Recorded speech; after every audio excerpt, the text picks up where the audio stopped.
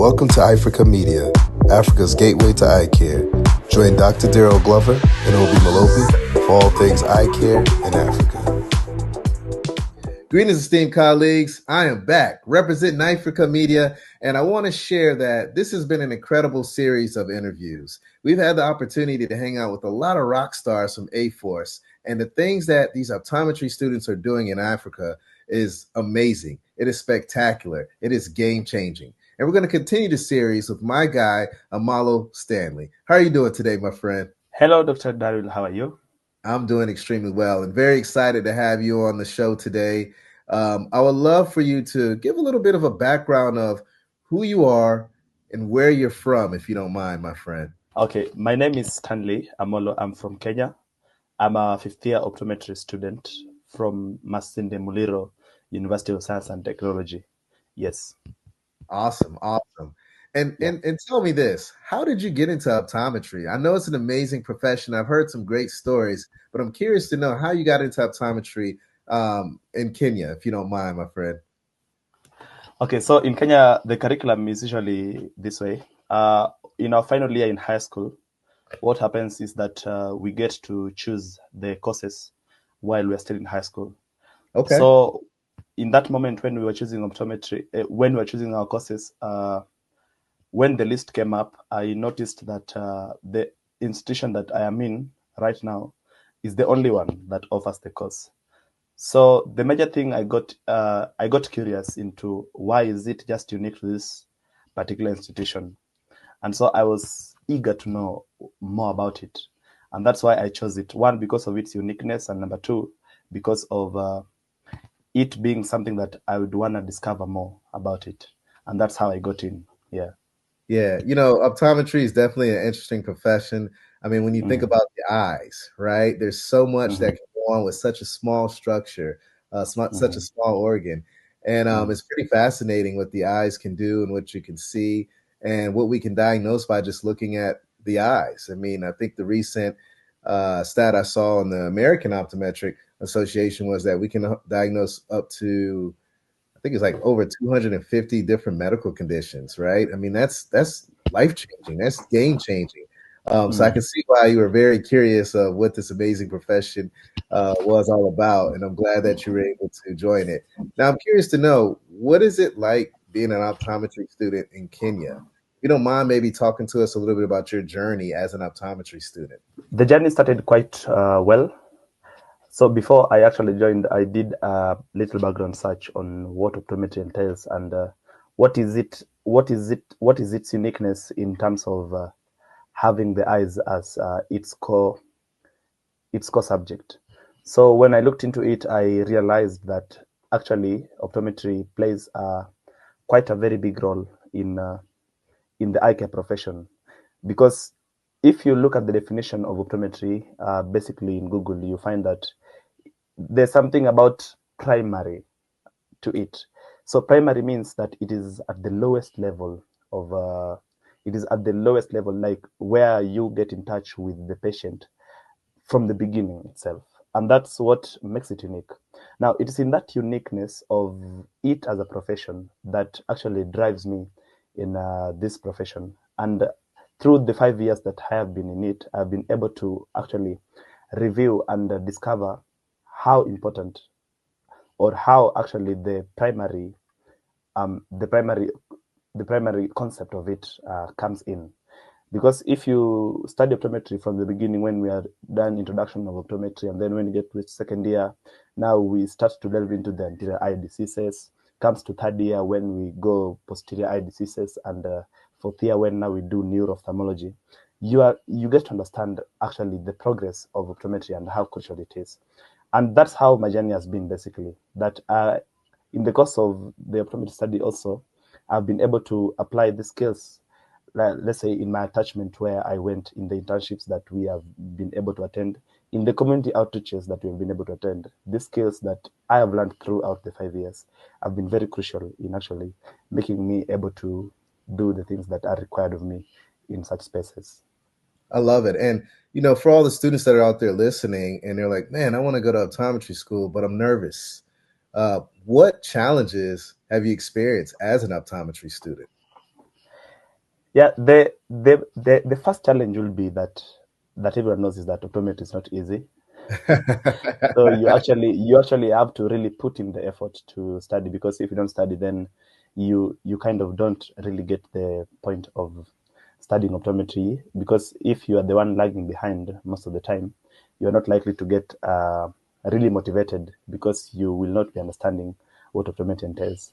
And then another challenge that maybe now this one is countrywide is that we don't really get that enough exposure to the optometry as it is written in the books. So you find that there are some procedures that we are not able to do as students because of the challenge of not having the instruments that are required to enable that practical be achieved by us students. Another challenge will be that when we get to compare the quality of education, let's say in Africa and in other countries, you find that there's that really big gap. And at times, as a student, I'm worried that what if I get the chance to go and practice in another country? Will I be qualified enough to practice in that country? And what if I'm not qualified? Then what is my predicament? Let's say I want to go and advance in another country. Will it mean that I will have to go back, let's say, to fourth year or third year, so that I be able to fit in the curriculum, to be Right. able to fit in that space? So it's quite a challenge for us, but I am of the belief that with the great looking into these challenges, then we are able to actually find solutions to make it better for us. Yeah. Yeah, and I love that you are very transparent, educating everyone that optometry school is hard. It's not easy. You have to really be, focused, pun Yeah. intended, to be able to get through the program. And I love the transparency of, maybe not always having the resources at your fingertips, and, the transparency of, that you want to be able to help not just Kenya, but the entire Africa. So there may be a time that you may go somewhere else and you want to be able to, evolve there and grow there and help all patients that way that they can see clearly and protect their vision as well. I think something that I've heard that's been a common theme with this interview series is that AFOS has been a great resource to help navigate some of these concerns. So I love to know how AFOS has helped you over this last year, being that we're celebrating its 1-year anniversary. Oh, right. So the first thing that AFOS has been crucial for me, especially in my optometry journey, is the value of connections and collaborations. In the way that I knew AFOS was through a friend. So a friend connected me now to Dr. Levi. And Dr. Levi told me that there is this thing that we have come up with called African Federation of Optometry Students. And being that you are the president of the Optometry Association of Students in Kenya, I would love you to be part of it. And one of the life-changing experiences that I have had in AFOS is that I was able to represent my country and AFOS itself in a conference in Uganda, in Kampala, that we discussed about the African Council of Optometry and how AFOS can actually be integrated into such organizations. And that was a turning point for me.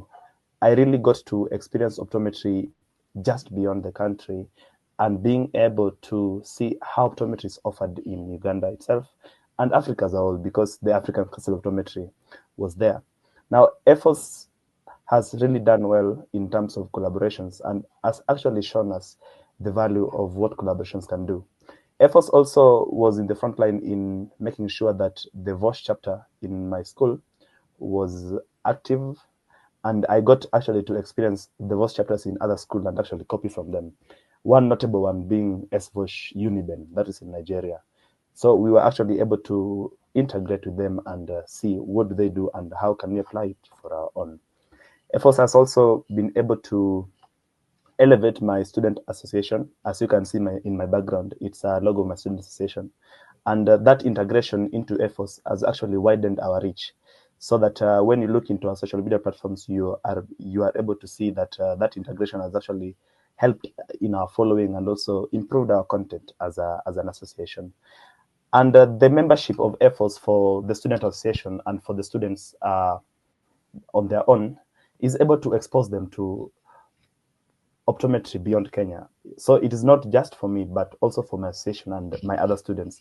Because when I go and tell them that there's this AFOS thing and it is about African optometry students, then would you love to be part of it? Yes, I'd love to be part of it. Then they get to have that connection. AFOS also suddenly does some case presentations in the group, the webinars that are usually very crucial for me as an optometry student, that I'm able to learn just beyond what I learned in school and be able to get ideas from other people to advance my career as a student. Yes. I love this. I love this. I mean, what I'm hearing is collaboration all around, whether it's an organization, whether it's going to another country and then collaborating with them to elevate what's going on in your home country.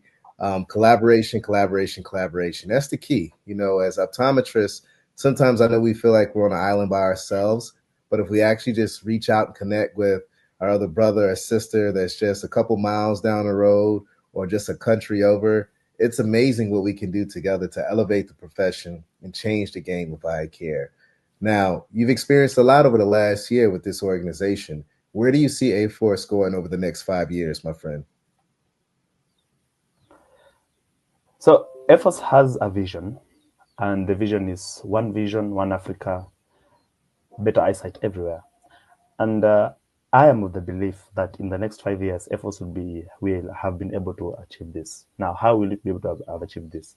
The collaborations that I have spoken about are very crucial in actually making this happen. When we collaborate with the students are able to be empowered to know what is required in a community through volunteering. When the students connect as one association, they are able to understand each other from different perspectives and therefore make progress as one. AFOS looks forward to creating one curriculum, or harmonizing rather the curriculum across Africa. In 5 years, I am of the belief that that will be possible, because if we have one curriculum as Africa, then me as Stanley from Kenya, I can go all the way to Chad, I can go all the way to Tunisia and practice there. I can go all the way to Namibia and practice there, because the curriculum is same. When we are able to empower students to take up responsibility, take up leadership roles, then in the near future, in 5 years, we will be able to have empowered leaders that know what they require, leaders that know what their responsibility is to making things possible. And that is what AFOS stands for. As a leader in my school, I'm able to represent my school in AFOS. Now, in that space of leadership, I am able to learn a few things. How do I develop my association to be like AFOS? How do I develop AFOS to be better than what it is now? And I believe in 5 years, such skills development will be able to actually reflect in us when we'll be professionals and giving back now to AFOS as now people who have elevated.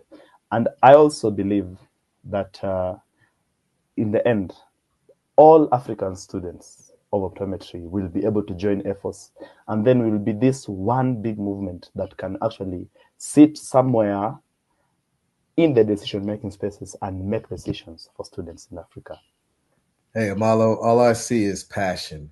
The passion to bring all countries together, all eye care professionals under one curriculum, so that all of us can work together to help eradicate any kind of refractive error that's out there. To me, is game changing. And the passion that I see in you is really going to ignite this entire profession. So I hope and pray that you continue to hold on to that passion and continue to make that change and continue to touch lives day in and day out. You are truly a rock star, my friend, and I can't wait to see what you're going to do in the future. For all my colleagues out there that's listening, if you could leave them with, just some advice, what would it be if you could talk to everyone in Africa right now in the eye care world? What would that advice be? One thing that I have always known, that if I am in a position of knowledge and I don't dispense that knowledge to someone that is behind me or someone that is a junior to me, then I have done nothing. So to all our seniors in Africa, I would love to say that whenever you have something that you feel that you can pass on to someone that can help them elevate, especially in optometry, then make that step and make him or her know. Yeah. I love it. I love it. Thank you so much, my friend, for hanging out with me today.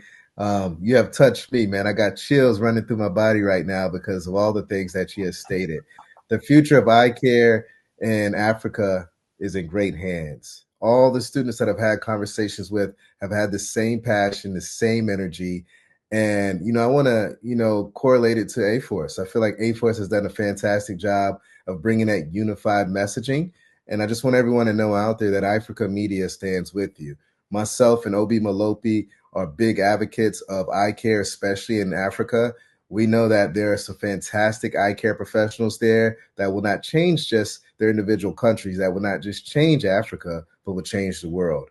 And I know you're one of those leaders. So continue the great work. Everyone, it's your favorite optometrist, Dr. Darryl Glover. Thank you so much for tuning into Africa Media. Stay healthy, stay positive, and stay blessed. And until next time, peace. Thank you for tuning in to Africa Media. Make sure you subscribe to our YouTube page and follow us on all platforms of social media.